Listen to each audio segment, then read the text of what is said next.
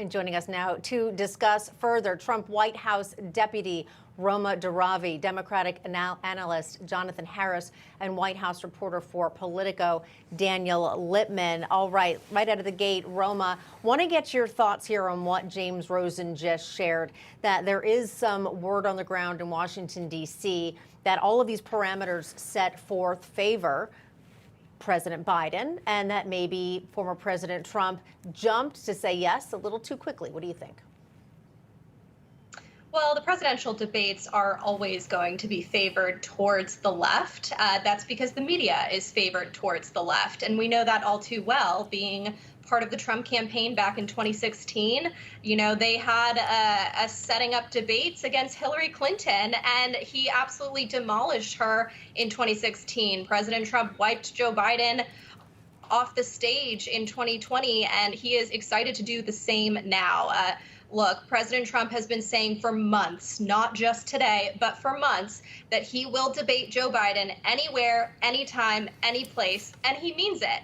Why? Because he is excited and ready to compare and contrast his policies and his agenda of his first term in office to Joe Biden's failing radical leftist policies and what they've done to this country. You have Trump's closed border versus Biden's open border. You have Trump's peace in the Middle East with the Abraham Accords to Joe Biden's multiple wars and disasters overseas, starting with Afghanistan and now landing in Israel. You know, you really can't compare the two and not pick President Trump as the lead winner in this type of debate. It's really quite obvious. And I think the Trump campaign is excited to see the American people have the opportunity to listen to the two of these gentlemen. Yeah, totally night and day. To go along with what James Rosen said, I said that in the first hour, that if he goes out there and lays an egg Biden in June, he's going to have months for damage control, which they'll do. People's minds are a little fickle. I was going to say, people forget things real quick. Yes, you do. Daniel, do you think that's what this is all about, happening in June? I sure do. I think what they see is they need to shake up this race. They're behind in every poll, even from the New York Times Siena College poll that was disastrous for them a few days ago. And so if they have an early debate in June, then they can gain a few points. After a debate last time around, Biden gained a couple points. And so they want to seize back some momentum and try to remind people that, hey, there was chaos in Washington during Trump. And if Trump does not cooperate, then he can point to and say, hey, he doesn't even follow these rules. Jason, let's actually go back in time a little bit and look at some clips from prior debates between Trump and Biden in 2020. First, this one, their debate on immigration. They're sitting in squalor on the other side of the river. President Trump, your response, so 30 important. seconds, and then we'll move on. It just shows that he has no understanding of immigration or the laws. Catch and release is a disaster. A murderer would come in, a rapist would come in, a very bad person would come in. We would take their name. We have to release them into our country. And then you say they come back. Less than 1% of the people come back. Jonathan, we know that our country is facing a very dangerous crisis at the border. Your reaction to what you heard there and what actually ended up happening under Joe Biden?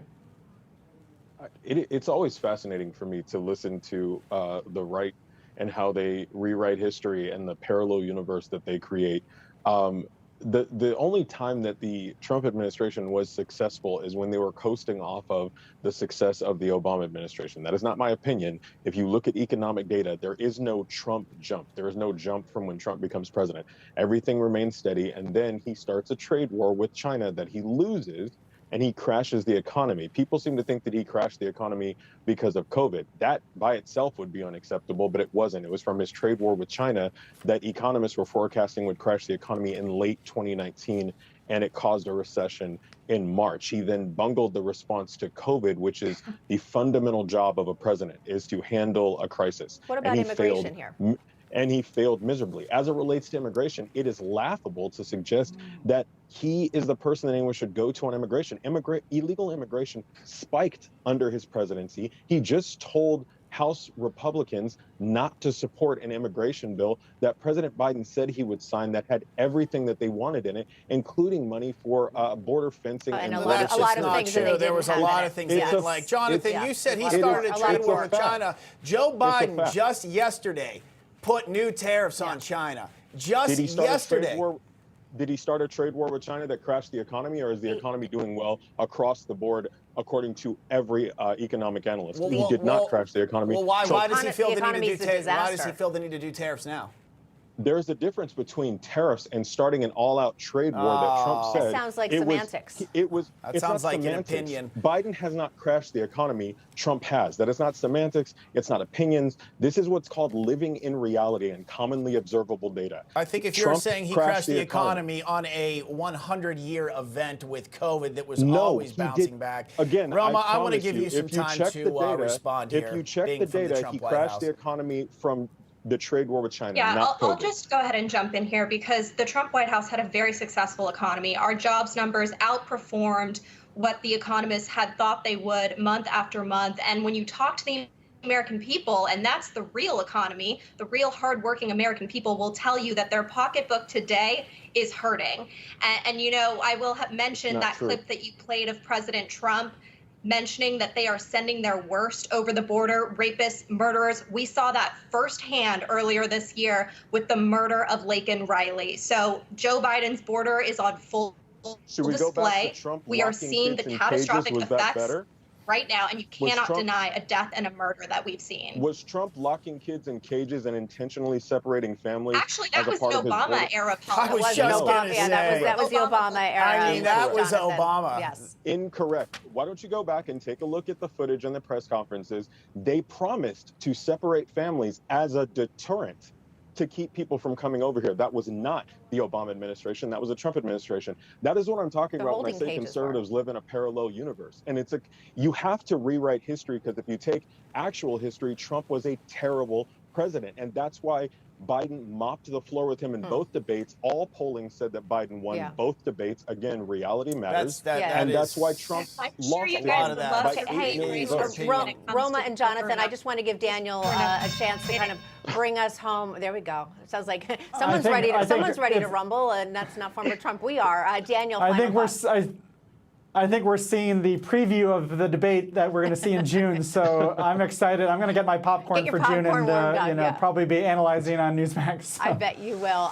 We always appreciate a dynamic discussion with differing views. So we really appreciate Roma, Jonathan, and Daniel for joining us. Great discussion. We'll have you back soon. Thanks. Thank you. Thank you.